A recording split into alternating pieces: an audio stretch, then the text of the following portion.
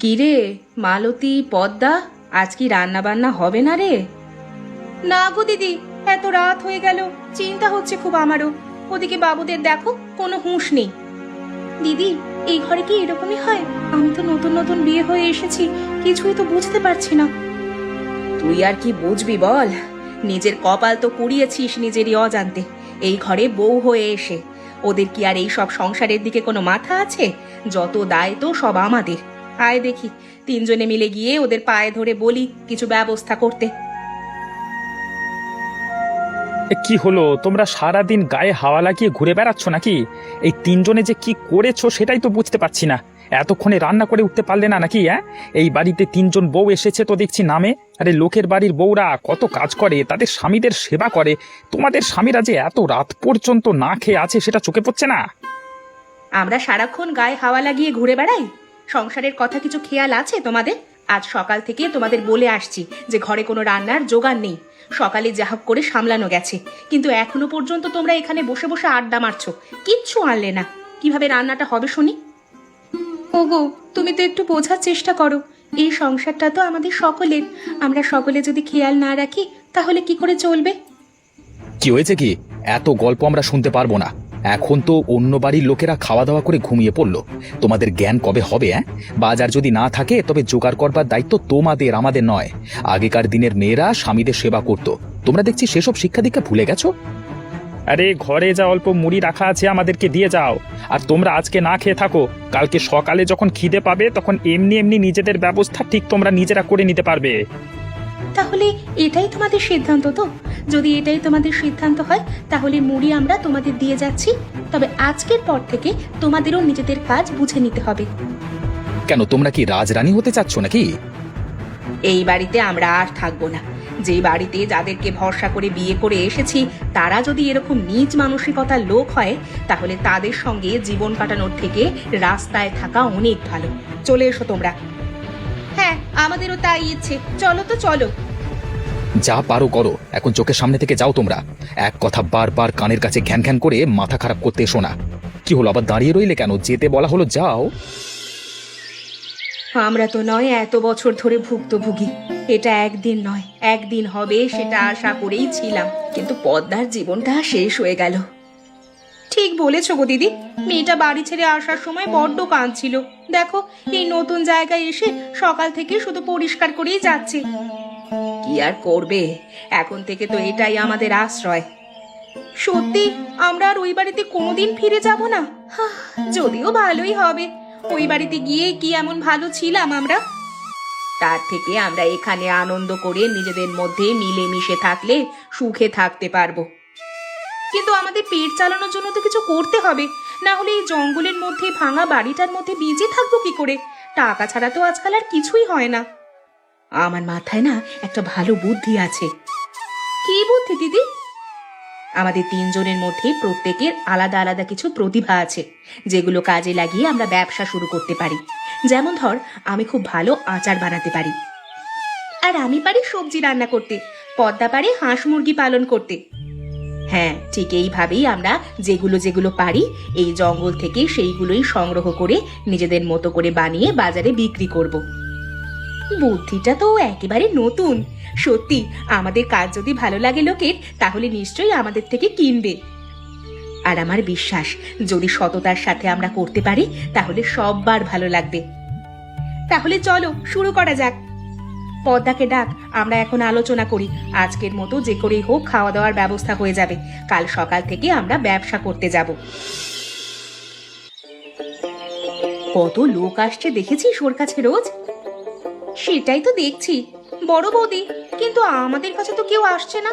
আমরা যখন আমাদের জিনিস নিয়ে বাজারে যাচ্ছি তখন মাত্র একজন কি দুজন আমাদের কাছে আসছে। হতে পারে হয়তো ও কাঁচামাল বিক্রি করে আর আমরা রান্না করে জিনিস বিক্রি করি, তাই।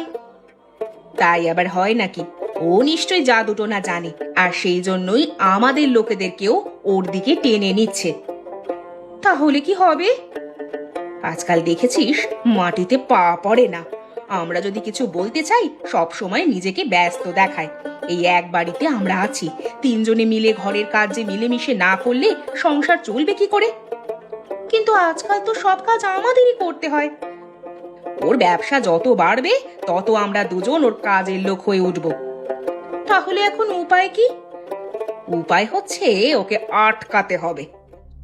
কিন্তু আমরা তো তিনজনে মিলে একসাথে মিলেমিশে থাকার প্রতিজ্ঞা করে বাড়ি ছেড়ে এই জঙ্গলের বাড়িতে এসে উঠেছিলাম।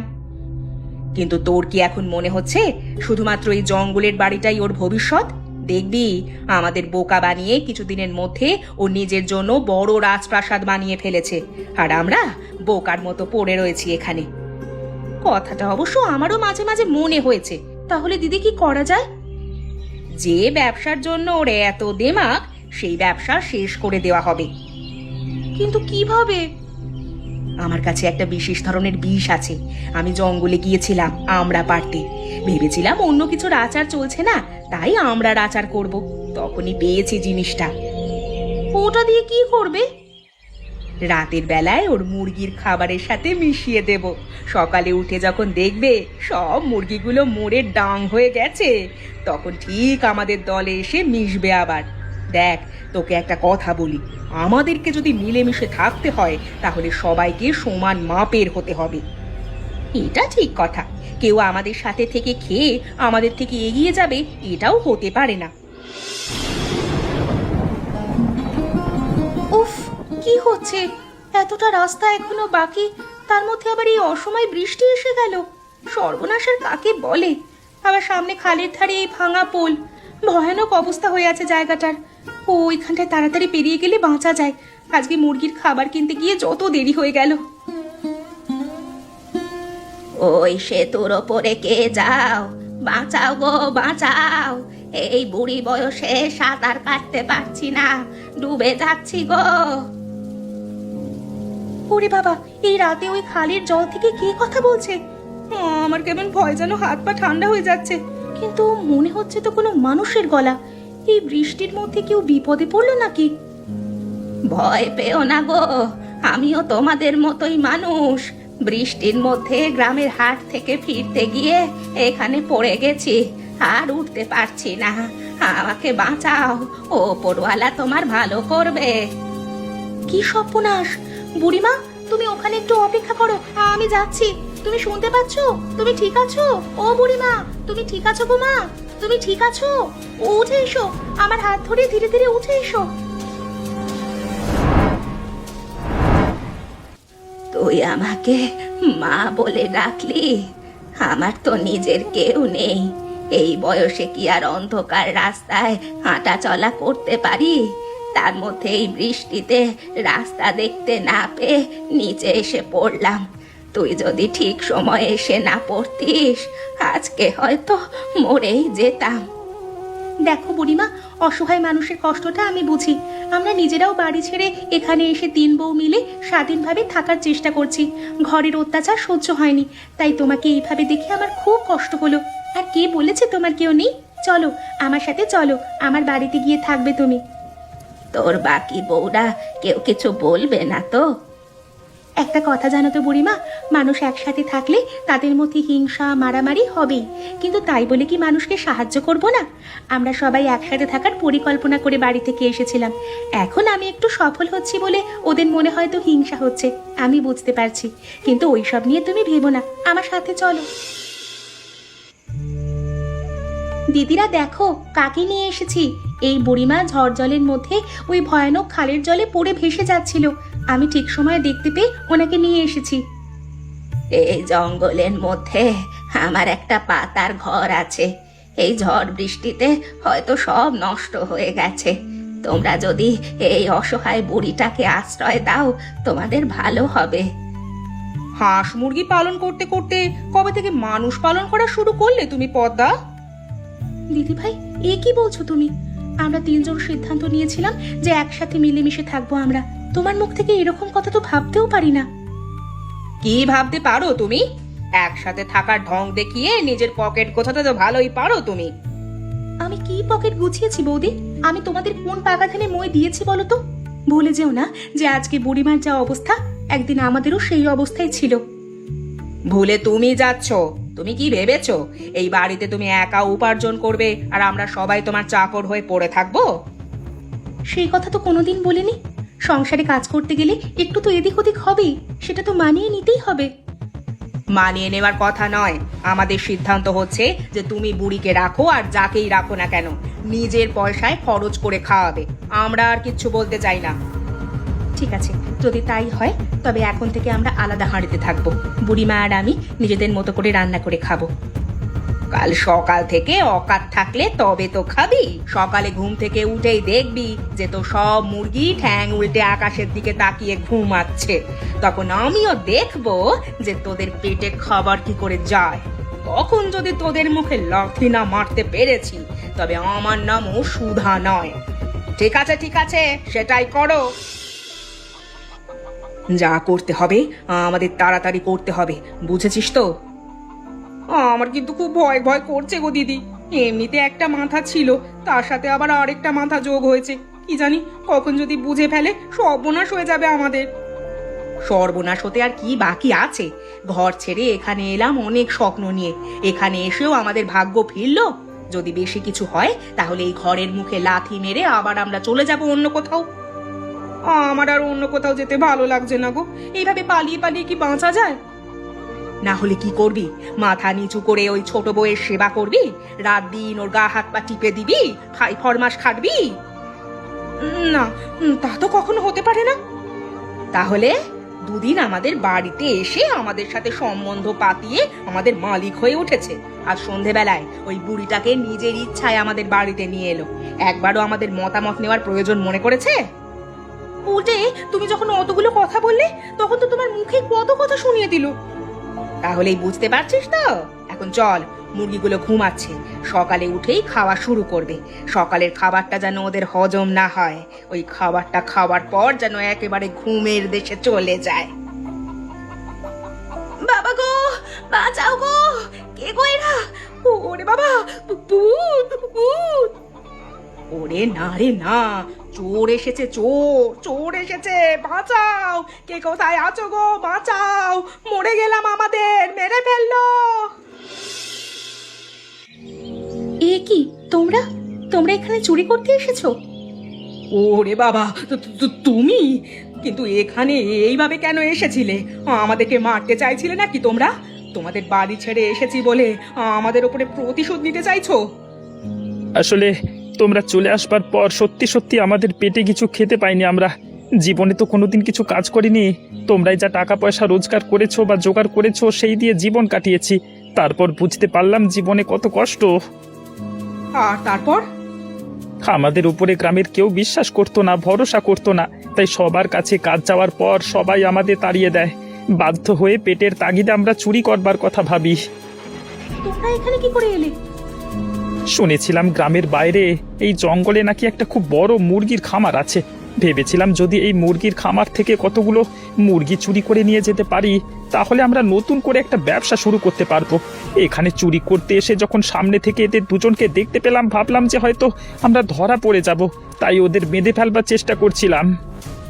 বেঁধে ফেলার চেষ্টা করেছিলে সত্যি, নাকি মেরে ফেলার চেষ্টা করেছিলে? আমি তোমাদের দিব্যি দিয়ে বলছি, আমাদের কথা বিশ্বাস করো। সত্যি আমরা বুঝতে পারিনি যে তোমরা ছিলে। তোমাদের ক্ষতি করবার কোনো চেষ্টা করিনি আমরা, শুধু মুরগি নিয়ে পালিয়ে যেতাম। আমাদের ক্ষমা করে দাও। তোমাদের অনেক কষ্ট দিয়েছি এবং আমরা প্রত্যেকে নিজের ভুল বুঝতে পেরেছি। আমি ওদের সবারই ক্ষমা চাইছি তোমার কাছে। আমাদের নিজেদের মধ্যেও এখন ভয়ানকভাবে হিংসা শুরু হয়ে গেছে। তাহলে কি আমরা নতুন করে সবাই আবার একসাথে মিলেমিশে থাকতে পারবো না? আশা করি দিদিরাও নিজেদের ভুল বুঝতে পেরেছে। আমরা বুঝতে পেরেছি যে 3 বউ 3 রকম আলাদা আলাদা ব্যবসা করলে কোনোদিন সফল হওয়া যাবে না। তার থেকে বরং আমরা যদি সবাই মিলে একসাথে একটাই ব্যবসা শুরু করি, উন্নতির সম্ভাবনা আছে। তাহলে চলো, কালকে থেকে এটাই শুরু হয়ে যাবে। এবারে আমরা মন দিয়ে কাজ করব, নিজেদেরকে প্রমাণ করে দেব। এই শুনেছি আপনি নাকি খুব বড় ব্যবসায়ী। আসলে আমরা জঙ্গলের মধ্যে একটা সবাই মিলে খামার তৈরির চেষ্টা করছি। আপনি যদি আমাদের থেকে মুরগি কিনবার কিনে শহরে বিক্রি করেন খুব ভালো হয়। ও, তোমরাই তাহলে ওই 3 বউয়ের স্বামী নাকি? আর ওই ছেলে 3 ছেলের খামার তো এটা? হ্যাঁ, গ্রামের লোকে তাই বলে। ঠিক আছে, তবে দেখো ভাই, আমি তোমাদের মতো ছোট ব্যবসায়ীদের সাথে ব্যবসা করি না। তোমাকে আমাকে দিতে হলে বেশি মাল দিতে হবে, পারবে তোমরা? আসলে সারা জীবন আমি তো কিছু তেমন করে দেখাতে পারিনি। যা কিছু করেছে আমাদের বউয়েরা করেছে। তবে এই প্রথম সুযোগ পেয়েছি নিজেদেরকে প্রমাণ করবার। আমি নিশ্চয়ই করব। কিন্তু কিভাবে করবে? অত মুরগি তোমাদের আছে? আপনি যদি শহরের দাম দেন তাহলে আমি সব মুরগি দিয়ে দিতে রাজি আছি। সব মুরগি দিয়ে দেবে আমাকে? তবে আমি যে আবার বেশি দেরি করতে পারবো না। আমি বড় ব্যবসায়ী মানুষ, তোমাদের মতো ছোট লোকেদের অপেক্ষায় আমার থাকা চলে না। আর তোমার বাড়ির বাকিরা যদি আপত্তি করে? আমি নিজেকে প্রমাণ করতে চাই। আমি ভরসা করে আপনাকে সবটা দেব যদি আপনি টাকা দেন। আর ভালো টাকা পেলে আমি সেই টাকায় আবার নতুন মুরগি কিনে খামার করে রেখে দেব। তার মানে তুমি লুকিয়ে লুকিয়ে আমাকে মাল দিতে চাও, তাই তো? হ্যাঁ, কালকে ভোরবেলায় আসুন, আপনি আপনার মাল বুঝে নিতে পারবেন। তারপর বেলার মধ্যে আমি আবার খামারে নতুন মুরগি রেখে দেব। ওদিকটার দায়িত্ব আমার উপরে আছে, তাই কেউ জানতেও পারবে না। ঠিক আছে, কালকে ভোরে দেখা হচ্ছে তাহলে। এ কি, আমাদের মুরগি কোথায়? দেখতে পাচ্ছ মালতীদি, একটা মুরগি নেই গো। হ্যাঁ গো, তুমি তো সারাক্ষণ এখানে থাকো, মুরগিগুলো কোথায় গেল? আমাদের আমাদের আমাদের সর্বনাশ হয়ে গেছে মনে হচ্ছে। তার মানে কিসের সর্বনাশ? আমি একজন খুব বড় ব্যবসায়ীকে ভরসা করেছিলাম। সে বলেছিল আজকে সকালে মুরগি নিয়ে যাবে আর একটু পরেই নাম দিয়ে দেবে, মানে দামটা দিয়ে দেবে। প্রায় 4-5 ঘন্টা আমি তার জন্য অপেক্ষা করেছি, কিন্তু একটা টাকাও দেয়নি। আর তুমি আমাদেরকে না জানিয়ে, তার থেকে একটা টাকাও অগ্রিম না নিয়ে তাকে সব মাল দিয়ে দিলে। এইভাবে যে আমাদের সবকিছু শেষ হয়ে গেল। আসলে আমাকে ক্ষমা করে দাও, বড় ক্লান্ত লাগছে আমার। ছোটবেলা থেকে জীবনে কোনোদিন কিছু করিনি, এই প্রথমবার নিজেকে প্রমাণ করবার উত্তেজনা সামলাতে পারিনি। এবারে কি হবে? তুমি তো আমাদের সবকিছু স্বপ্ন শেষ করে দিলে। যে তোমার থেকে মুরগি নিয়ে গেছে তার নাম কি বাবা? ওর নাম বলছিল নিতাই। আমি ঠিক আন্দাজ করেছিলাম। তার মানে তুমি ওকে চেনো? আজ বড় লোক ঘরের মানুষ হয়েও এই জঙ্গলের মধ্যে এতগুলো বছর পড়ে আছি শুধুমাত্র নিজের ওই কুলাঙ্গার ছেলেটার জন্য।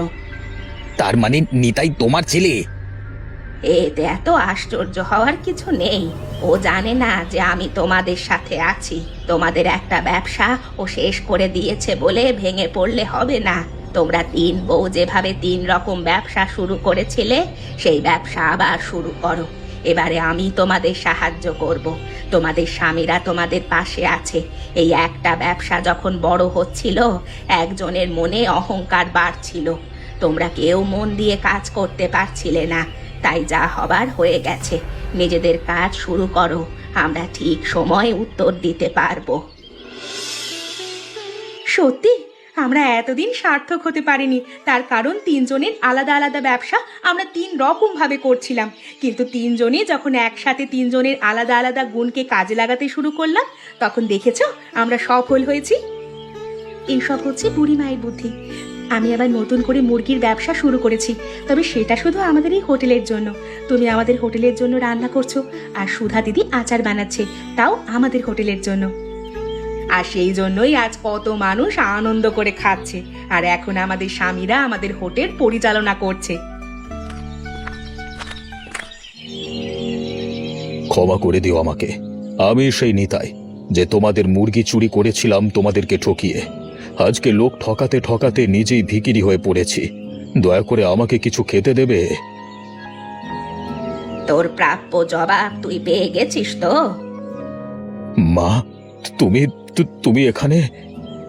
ঠিক আজকের দিনটার জন্যই আমি অপেক্ষা করেছিলাম। আমি জানতাম যে তুই একদিন না একদিন ঠিক আসবি। তোর মতো কুলাঙ্গার ছেলের জন্য আমি এতগুলো বছর এই জঙ্গলে পড়ে থেকেছি, ওই ভাঙা খালের মধ্যে গিয়ে পড়েছি, লোকের কাছে অসম্মানিত হয়েছি। আর শেষ পর্যন্ত এরা যখন নিজেদেরকে গুছিয়ে নিল আর আমাকে আশ্রয় দিল, তুই এদেরকেও ক্ষতি করলি ওইভাবে। বিশ্বাস করো মা, আমার লোভ আমাকে চরম পর্যায়ে নিয়ে গিয়েছিল। তবে এতদিন ভিখিরির মতো ঘুরতে ঘুরতে অবশেষে আমি নিজের ভুল বুঝতে পেরেছি। আমি আর কখনো কারোর সাথে চিটিংবাজি করব না। তোকে ভালো হওয়ার সুযোগ অন্য কেউ দিলেও আমি দিতে পারবো না। তোর মতো চিটিংবাজের কোনো আশ্রয় নেই আমার কাছে। তোর খাবার ইচ্ছা হলে অন্য কোথাও গিয়ে খা, না হলে মরে যা। আমার জন্য আমার ছেলে মারা গেছে। এটা তুমি কি করলে বুড়িমা? এটাই হচ্ছে জীবনের শিক্ষা। কখনো কখনো মানুষকে ক্ষমা করে দিতে হয়, আবার কখনো কখনো এমন মানুষ থাকে যাদেরকে কখনো ক্ষমা করা যায় না। আমার ছেলে হচ্ছে সেরকমই। যাই হোক, এখন তোমাদের তিনজনের ব্যবসা যখন একসাথে মিলে গেছে, তখন তোমরা সফল হয়েছো।